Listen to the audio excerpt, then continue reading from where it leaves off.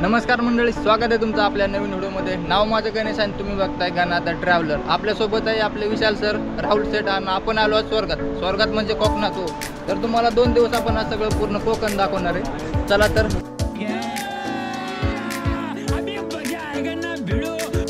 सकाळी लवकर उरकलं, गाडी काढली, पेट्रोल भरलं आणि सरळ निघालो कोकणात। आता थंडी तर असल्या म्हटलं जरा लवकर निघालो होतो म्हटलं, कारण गर्दी नसावी।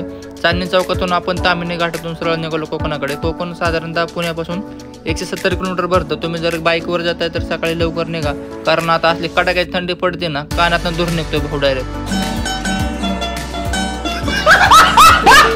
आपल्याला जाताना सूर्यदेवाचं घाटाचं दर्शन झालं, मग काय थांबायला नको म्हटलं, लेट होईल। मग सूर्यदेवाचं आपण खिडकीतनं दर्शन घेतलं आणि पुढचा प्रवास सुरू केला। सकाळच्या 8 वाजले, गरम गरम पोहे खायचे आता आणि इथून निघायचं आता बीचकडे। तर चला आता पोहे ताव मारूया। आपली गँग इथं बसली, जाताना गोमातेचं दर्शन घेतलं आणि बघतो तर काय ही गँग चालली होती कोकणात बाईक राईडवर। पोहे खाऊन आपण सरळ आलो पुढे मानगावामध्ये, पण जरा सकाळ जास्त पोहे खाल्ल्यामुळे आपल्या गडी नाही का झोपायला लागलो होतं। सकाळ डोकले आणि पुढे येऊन बघतो तर काय असा भयंकर ॲक्सिडेंट झाला होता ना बाईक।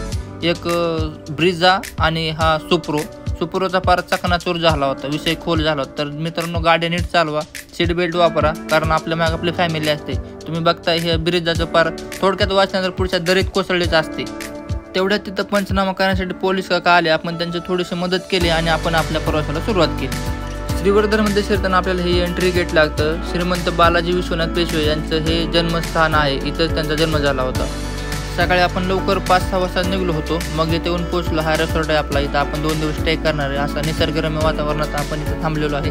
आता आपण आलो इथं, गाडी वगैरे आपली पार्क केली, रूममध्ये जाणार, सगळे कपडे वगैरे चेंज करा, आपण इथून जाणार परत। आता आपण निघालोय बीचवर, आपलं गँग रेडी झालंय। स्कूटरची गाडी काढली आपल्या युटर्न मारा डायरेक्ट 200 डिग्री।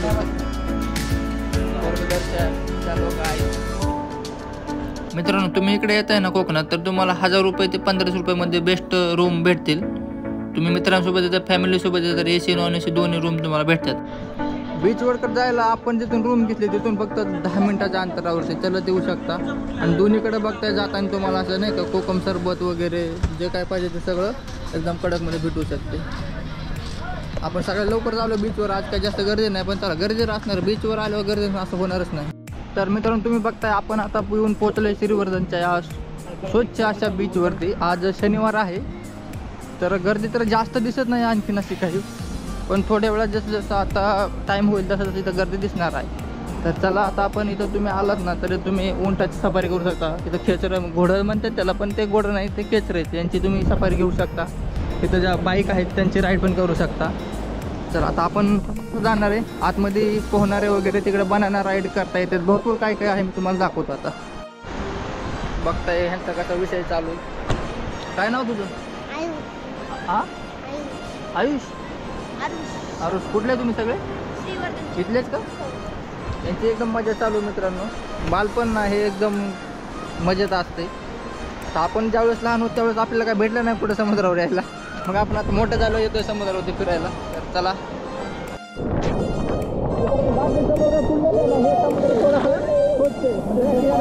बाकीच्या थोडंसं जरा खराब आहेत, पण हे जे समुद्र किनारा आहे ना हा स्वच्छ आहे असं सांगितलं तर आपण त्याच बीचवर जालो आता।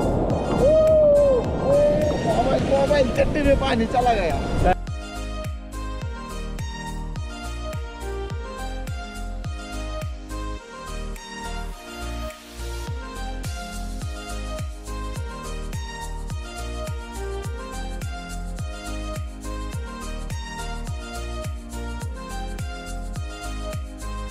मित्रांनो, आपण आता राईड करायला आलो आतमध्ये। साधारणतः हे 300 रुपयाच्या खाली कोणाकडून घेत नाहीत पैसे, पण आपण त्यांना 3 राईड म्हटलं, मग कमी करत 250 रुपयाला एक राईड घेतली। आणि आपण ही गाडी चालवणार आहे मेन म्हणजे येताना, आता जाताना हे चालवतील भाऊ। असले 50 गाडीत आणतो ना बाई, 200च्या पिढणं अशी वाकडे तिकडे ना, अरे बाप म्हटलं आता काय हो समुद्रात पलटी करतो काही, असं माझा जीव पार मोठीत धरून बसलो होतो मी तर। प्लस गोप्रो हातात, अरे भाई म्हटलं पडलं तर गोप्रो डायरेक्ट तळात जाऊन बसणार आहे म्हटलं। भाऊने साईडला गेलो, गाडी थांबवली, मग काय त्याला म्हणलं आप तेरा बाही गाडी चालायगा। मग काय आपण गाडी घेतली, आपल्याला तर लय म्हणजे नाही का सवय नव्हती ह्या गाडीची, त्याच्यामुळे हळूहळू रेस वाढवा सुरू केली। नाही म्हणलं तरी आपण 60-70च्या स्पीडनं गाडी ताणली। आपण खाली उतरलो, मग आपला दुसरा मित्राला बसवलं होतं. बाई असला रायडिंग करायचा त्याला घेऊन, तर ह्यो असं बांग बघून नुसतं म्हणलं आता ह्यो पिक्चर मधला सीन करतोय म्हणलं आमच्या पुढे. हिथं आला असं पाणी दृढ होतं ना बघा तुम्ही, आता तोंडावर असं पसार मारतो डायरेक्ट सापकीन.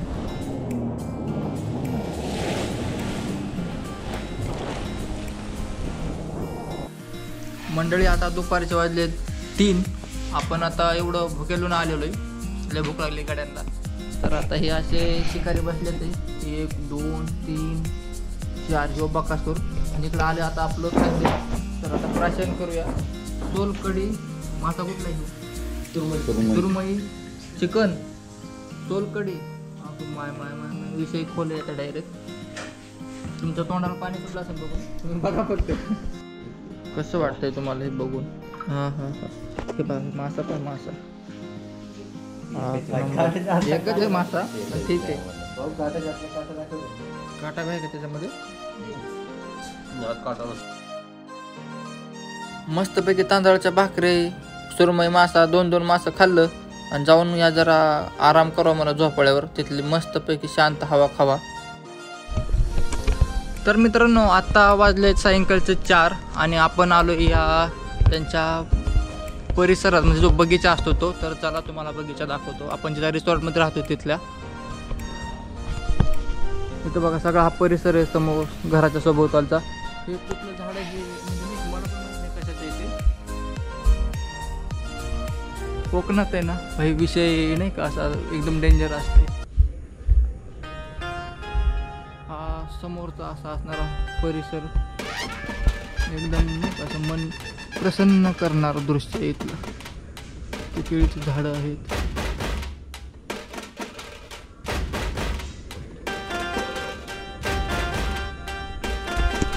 मित्रांनो आता 4 वाजलेत आहे आणि आता आपण निघालो बाहेर. आपल्याला जायचं आता बीचवरती. तर गँग आपलं रेडी ऑलरेडी. माझ्या अंगावर घालतो का? रस्ता जास्त डेंजर गाडी बी जात नाही. जरा थोडासा रस्ता डेंजर आहे, त्याच्यामुळे आपल्या भाऊला कसरतीची मेहनत करून गाडी काढावं लागली. अशा प्रकारे भाऊनी त्याची कौशल्य दाखवून गाडी काढलेली. तुला पुढे भूत बंगला घेऊन जाणार. इथं भूत बंगला एक गाडी मग तुम्हाला तो पण दाखवणार आहे. आता आपण निघालो डायरेक्ट सनसेट पॉईंट बघायला. आता संध्याकाळी ना सनसेट 1 नंबर दिसतो बघायला. तर चला आता बघूया सनसेट. 12 बीचला जायचं आपल्याला. तिथून कडक व्ह्यू दिसतो आपल्याला. आता संध्याकाळ होणार होती थोड्या वेळ, तर त्याच्यामुळे हा सूर्यास्त बघायला आपल्याला आपण आलो होतो. सगळे छान होते, भरपूर गर्दी जमली होती. 1 नंबर दिसतो व्ह्यू हा.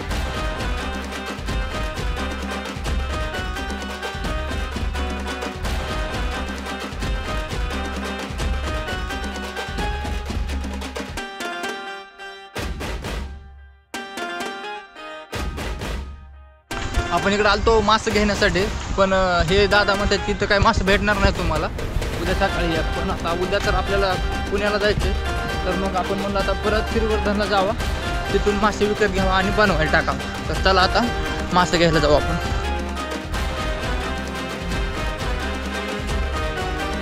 आता एवढा मोठा मासा खायचा आपल्याला, घेतलेला आपण हा विषय आता केलाय. 450 रुपये. जरा मावशी चला तोडा लगेच खप जाऊ दे. 450 रुपयात मोठी 1.5 किलोची सुरमई घेतली. ही पुण्यात तर तुम्हाला 1,500-2 हजाराला जाईल सुरमई घ्यायची म्हटलं तर. इथं जर स्वस्तात भेटली. मग काय मावशीने डायरेक्ट हल्ला केला आणि आपल्याला ही पिशवीत पॅक करून दिला. कोकणात आल्यावर फक्त सुरमई खाऊन चालणार नाही. मग काय लगेच इथून कोळंबी घेतली 1 किलो. कोळंबी घेतली इथून डायरेक्ट. आता मार्केटला आलो, असला कालवा होता ना भाई, जाम डोकं पार मोकार कालवा. आता खेकड्याची भाजी करायची, शांगा मारता येतं ते. लाईट लाव ना थोडं ताजा ताजा. किती रुपयाला काय ताई? किलो वर आहे बाहेर.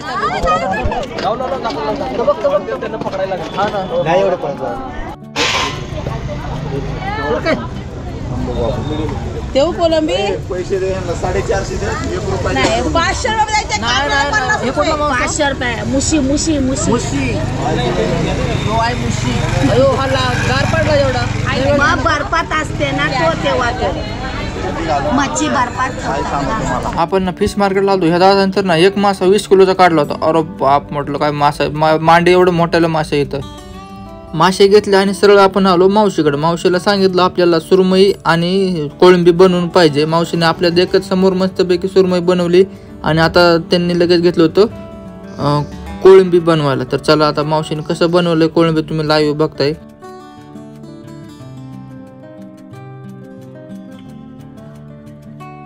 मावशीने बनवलेलं गरम गरम सुरमई आणि कोळंबी खायला घेतली आणि सोबतच या ताईने आपल्याला मस्तपैकी तांदळाच्या भाकरी दिल्या होत्या. मग काय कडक 2-3 भाकरी वाढल्या. मित्रांनो आपल्याला आपले दादा भेटलेले आहेत, जयकांत दादा पुण्यावरून. आपल्याकडे चार्जर नव्हता तर त्यांनी आपल्याला गोपुरसाठी चार्जर दिला. त्यांचं आता खाऊन झालेलं आहे. त्यांचा मुलगा काय नाव तुझं? रुद्र. आपल्या चॅनल सबस्क्राईब केलं आहे त्यांना. त्यांचे मित्र आहेत आणि या मावशींनी आपल्याला व्हिडिओ काढण्यासाठी पण मदत केलेली आहे. तर त्यांचं पण धन्यवाद.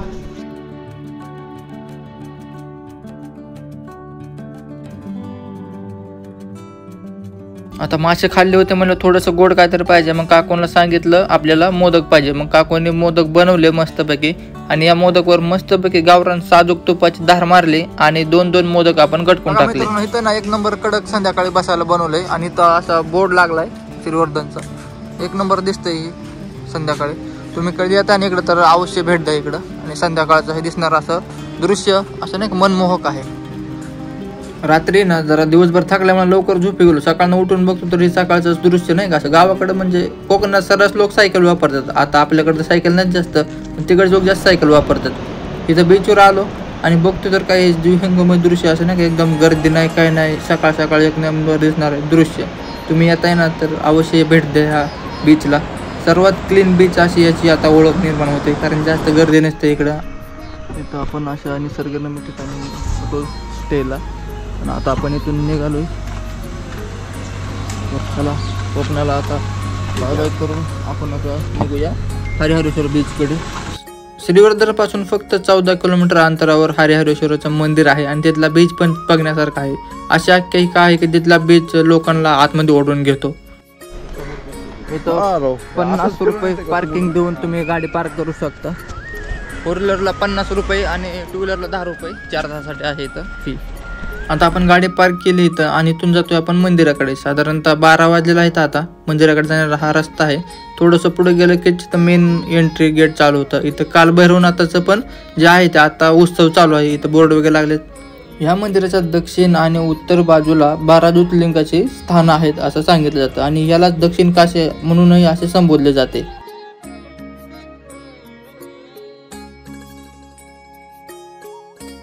इथून मंदिरात प्रवेश करण्यासाठी लाईन लागते. तर आपण पण लाईनीने निघालो आहोत. आता हे आहे काळभैरवनाकडे. पहिलं तर आधी काळभैरवनाथाचं दर्शन केलं जातं आणि काळभैरवनाथाचं दर्शन झाल्यानंतर पुढं हरिहरेश्वराचं दर्शन केलं जातं आणि परत एकदा नंतर काळभैरवनाथाचं दर्शन घ्यावं असं इथं आख्यायिका म्हणजे नाही का सांगितलं जातं की पहिलं तर असं तुम्हाला दर्शन घ्यावं लागतं.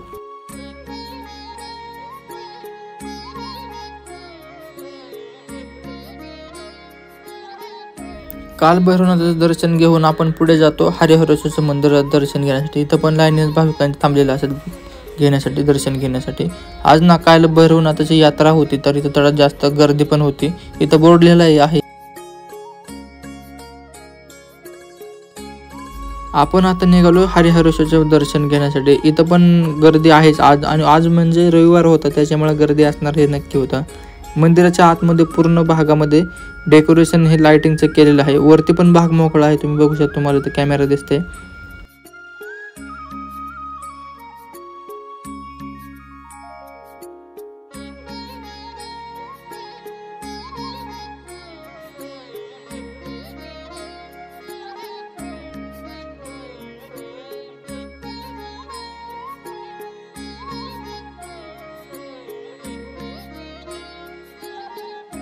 जसं तिथं सूचना फलकात सांगितल्याप्रमाणे इथं एक गणपती बाप्पाची मूर्ती आहे. आपण इथं पहिलं तर येऊन गणपती बाप्पाच्या चरणी नतमस्तक. समोर इथं बघता तुम्ही नंदी आहे. याला फुलांनी वगैरे सजवलेलं आहे. हरिहरेश्वराच्या मंदिरातून दर्शन घेऊन आपण बाहेर येऊन पाहतो तर इथे असे लोक सर्व थांबले होते कारण आज नाही तर महाप्रसादाची व्यवस्था केली होती भाविकांसाठी. तर तुम्ही बघता इथं समोर मूर्ती आहे काळभैरवनाथाची. लोक म्हणतात कोकणात नारळ फुकट असतोय पण तसं काही नाही. या काकाने आम्हाला 50 रुपयाला एक नारळ लावला. बोला आता काय बोलायचं. दिसत तसं नसतं म्हणून जग फसतं मित्रांनो. चला तर आता मंदिरातून बाहेर आलं की 2 रस्ते लागतात हरिहरेश्वर बीचकडे जाण्यासाठी. एक तर मंदिराच्या पाठीमागून लागतो शिड्यांनी चलत आणि एक असा तुम्ही या ठिकाणी गोल वळसा घालून हरिहरेश्वर जाऊ शकता. ह्या बीच यासाठी प्रसिद्ध आहे, इथं जास्त डॉल्फिन दिसतात, म्हणजे नाही का डॉल्फिन जे आहेत मासे ते इथं वरती विहार करताना दिसत आपल्याला. आम्ही आलतो सकाळी त्यावेळेस 2 दिसले, पण शूट करायला तर काय आपल्याला भेटलं नाही एक पण.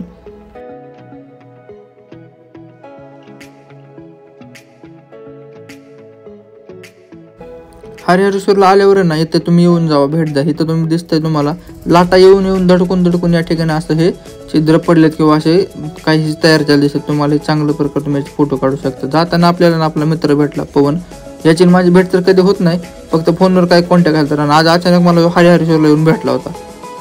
बीचवरती इथलं फोटो वगैरे काढून झालं की हा रस्ता लागतो तुम्हाला. याच्यावरती तुम्ही उतरू पण शकता आणि मंदिराकडून येण्या जाण्यासाठी हा एक रस्ता आहे. इथून 1 नंबरचा व्ह्यू दिसतो तुम्हाला. चला तुम्हाला दाखवतो आता तो व्ह्यू.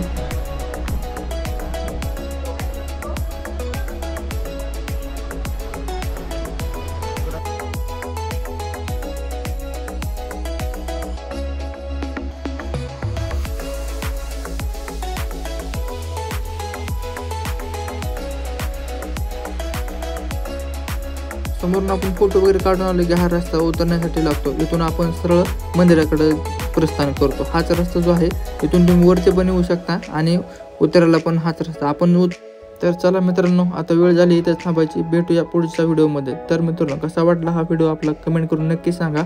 आणि जर तुमचे मित्र कोकणात फिरायला येत असेल तर त्यांना हा व्हिडिओ नक्की शेअर करा. आपल्या चॅनलवरती नवीन असेल तर सबस्क्राईब करायला विसरू नका, कारण तुमच्या एका सबस्क्राईबवर आम्हाला फरक पडतो. चला भेटूया पुढच्या नवीन व्लॉगमध्ये.